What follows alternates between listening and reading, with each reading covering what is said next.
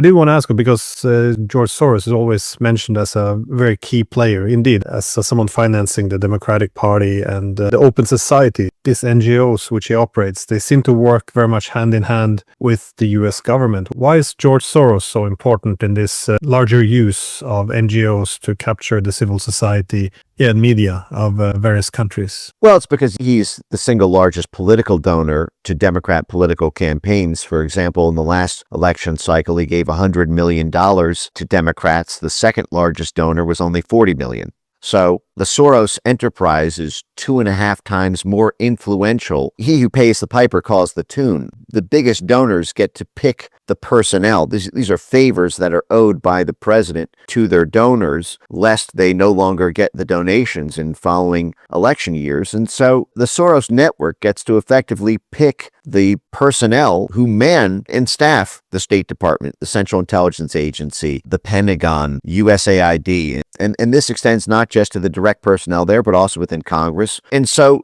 this determines what Ned does. This determines what the CIA does. And what you see is this very, very deep relationship between the CIA and the hedge fund world. I don't look at the Open Society Institute as being an NGO. I look at it being simply the action arm of the George Soros Management Fund. Whenever you see a Soros protest or a Soros political push in Latvia, Lithuania, Estonia, Mongolia, you name it, you can bet that there is a Soros portfolio company that the Soros hedge fund is either long or short on, that Open Society Institute action is designed to maximize the profits of. Now, it's important to understand that Soros is not the only person who's involved in this game. It's hard to find a hedge fund in the United States or a private equity fund or an alternative asset fund or a London banker who's got billions of dollars of assets under management who does not play this political influence game to some extent. But the reason that Soros is just a very clean figure to analyze to understand how this power structure works